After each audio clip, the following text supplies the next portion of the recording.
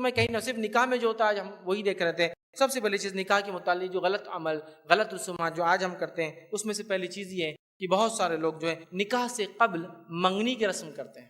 منگنی کیا ہوتی ہے آپ کو بتائیں نا. منگنی مطلب وہ رشتہ طے ہو گیا, رشتہ طے ہو گیا, منگنی کی رسم کرتے ہیں. ٹھیک ہے, رشتہ طے ہو گیا. اور منگنی کی رسم میں ایک سب سے بڑا نقصان کیا ہوتا ہے معلوم آپ کو؟ منگنی کی رسم کرنے کے بعد لڑکی اور لڑکا یہ سمجھتے ہیں کہ ہم دونوں ایک دوسرے کے لیے حلال ہو گئے, محرم ہو گئے. اب حالت یہ ہے کہ ایک فری کا ہینڈ سیٹ ادھر دے دیے, ایک کارڈ ان کے پاس ہے, صوفے کے اوپر پڑے. ابا پوچھ رہے کس سے بات کر رہا؟ اچھا ٹھیک بات کرتے رہو.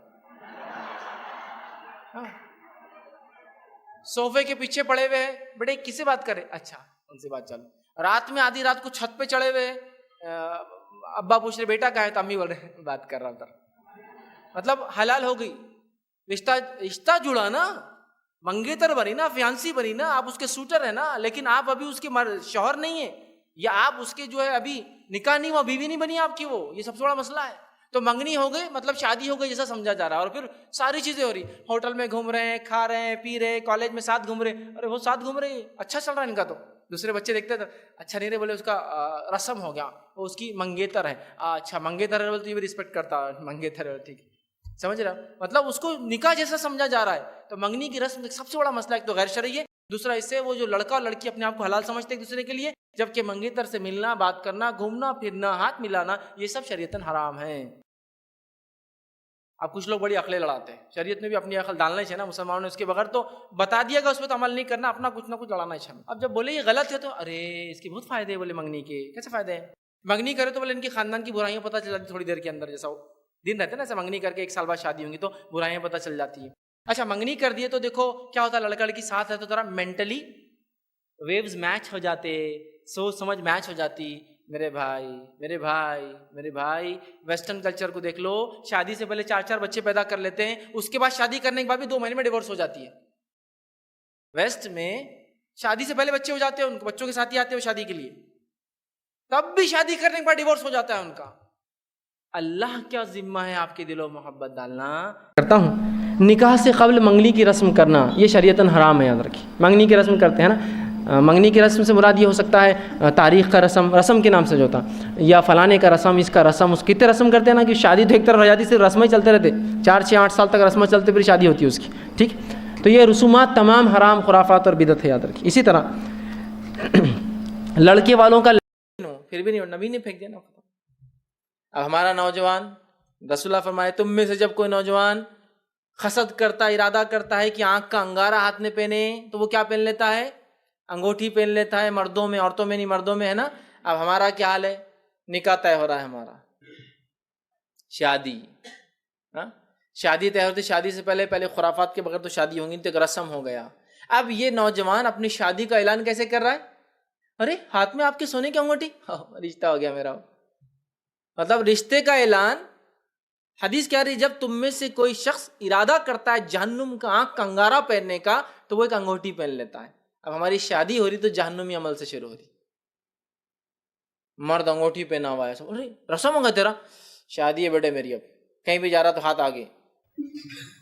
بسم اللہ الرحمن الرحیم. محمد انس قریشی صاحب ابو ظہبی سے پوچھتے ہیں منگنی, شادی, ولیمے کا مسنون طریقہ کیا ہے؟ گھر والوں نے میری بات طے کر دی ہے, لڑکی والے منگنی کا کہہ رہے ہیں, تو میں نے کہا کہ اسلام میں اس کا کوئی طریقہ ثابت نہیں ہے, اس بارے میں رہنمائی فرمائیں. دوسرا یہ کہ شادی اور ولیمے کا سنت طریقہ بیان فرما دیں تاکہ میں گھر والوں کو یہ ویڈیو دکھا کر راغب کر سکوں. ماشاءاللہ ماشاءاللہ. اب یہ ویڈیو ہماری چلے گی ان کی فیملی میں, تو بھائی آپ کے والدین سے میری گزارش ہے کہ وہ اس بات کا التزام کریں کہ نکاح کو سنت کے مطابق کریں.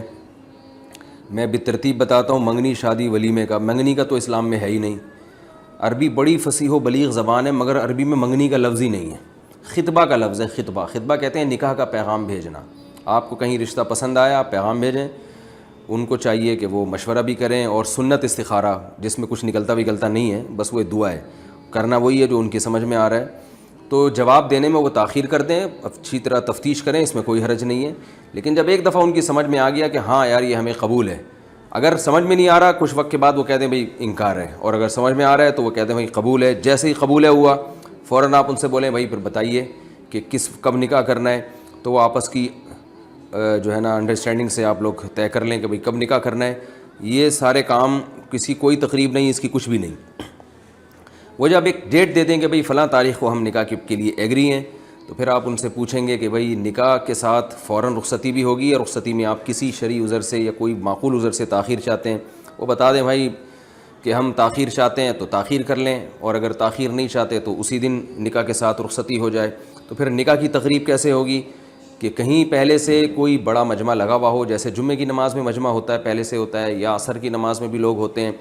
تو مسجد میں آپ جائیے, امام صاحب کو بتائیے کہ بھئی مسئلہ یہ ہے کہ فلاں جگہ میں نکاح کرنا چاہتا ہوں, تو فارم وغیرہ دے دیں آپ, ہم فل کر کے آپ کو دے دیں گے, آپ فلاں تاریخ کو آپ نے نکاح پڑھانا ہے.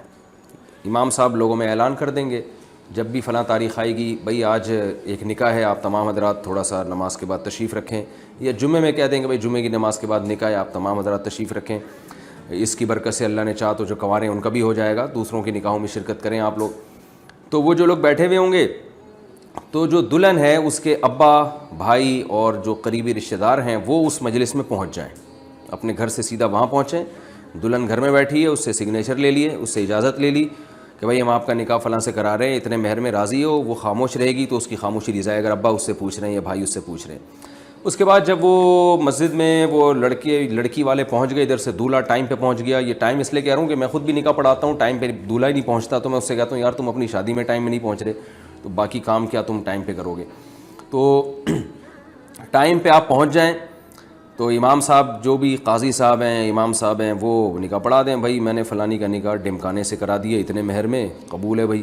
تو اس موقع پر لڑکے والے اگر کوئی چھوارے مٹھائی وغیرہ بانٹنا چاہیں تو بہت اچھی بات ہے, اور پھر وہیں سے لڑکی والے اپنے گھر تشریف لے جائیں. لڑکے والے اگر رخصتی ہے تو لڑکے والے بھی ان کے ساتھ چلے جائیں, اور نہیں ہے رخصتی تو جب رخصتی ہوگی اس وقت جا کے دلہن کو لے آئیں. تو یہ تو نکاح کا ہو گیا, اور کوئی بارات ورات نہیں ہوگی اس میں.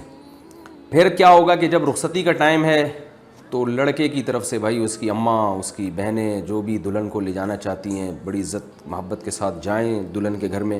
لڑکے والے جو ہے پھر وہ دلہن کو لینے چلے جائیں. بارات نہ جائے, 4-5 افراد چلے جائیں, دولہے کی اماں چلی جائیں, دولہے کی بہنیں چلی جائیں, اور اگر دولہا بھی چلا جائے تو بھی بہت اچھی بات ہے. وہ حسب ذائقہ آپ خود میں یعنی فیصلہ کر لیں گے کہ دولہا کو جانا چاہیے کہ نہیں جانا چاہیے. بعض علاقوں میں رواج ہوتا ہے دولہا بھی جاتا ہے, بعض میں رواج ہوتا ہے دولہا نہیں جاتا. تو خیر 5-6 افراد چلے جائیں. تو جب وہ دلہن کے گھر جائیں گے رخصتی کے لیے گاڑی واڑی لے کے یا گھوڑا لے کے, تو پھر اگر کھانے کا ٹائم ہے تو لڑکی والے ان کو کھانا کھلا دیں, معزز مہمان ہیں, چائے کا ٹائم ہے تو چائے پلا دیں. تو وہ حسب ذائقہ جیسا کرنا چاہیں. اس کے بعد جناب وہ دلہن کو بٹھا کے لے آئے دولہا کے گھر میں. اگلے دن دولہا صاحب اگلے دن یا 3 دن کے اندر دولہا صاحب ولیمہ کریں, اور اس میں اپنی استطاعت کے بقدر لوگوں کو بلائیں اس میں کہ بھئی آ جاؤ بھئی, سیپریٹ انتظام ہونا چاہیے, خواتین کا الگ مردوں کا الگ. اس میں جناب آپ کھانا وانا کھلائیں اور سب پتلی گلی سے کھانا کھا کے واپس نکل جائیں. تو یہ سنت طریقہ ہے. تو اس کے علاوہ جو کچھ ہو رہا ہے یہ غلط رسومات ہیں, ہندوؤں سے لی گئی چیزیں ہیں جس کی وجہ سے معاشرے کا بیڑا غرق ہو رہا ہے.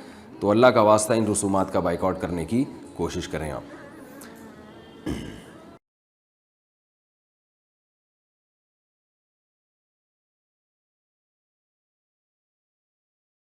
Khawaja Ali says, in India, it's general custom that the rings are exchanged between bride and groom during engagement ceremony. Is this practice halal? No, it's not halal, because he and she are not married yet, so they're non-mahram.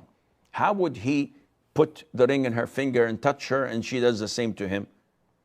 And this is one issue. The other issue is exchanging the rings is a Christian custom, where the priest comes and says, in the name of the Father, the Son, and the Holy Ghost, and he puts it in this finger. Muslims don't have this, and we must not imitate them in it. So this is not permissible.